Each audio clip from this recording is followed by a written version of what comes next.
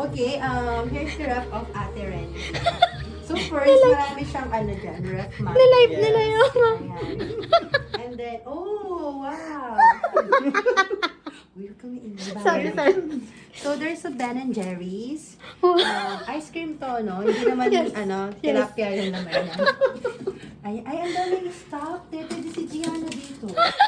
Ayan, may pure food. Guys, high-end yung mga laman. Nakalive mo. Alam mo, hindi mo akalain walang trabaho to.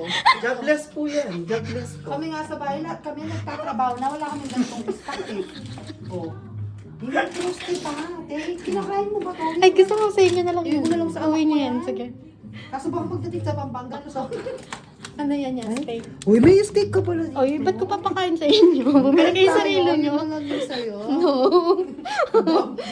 Ay, Terenzi, magkano ba to? Magluluto ako ng normal. Magkano ba to? Guys, tignan nyo pa yung laman ng nasa ilalim Ay, niya. oh, mahal pala.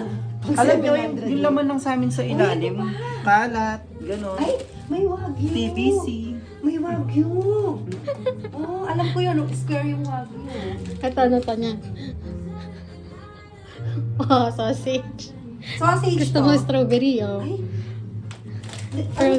Frozen strawberry. Frozen Yes, strawberry. masarap. Pakakain natin? Yes, Labas labas din mo. natin, labas. Anay, dahil.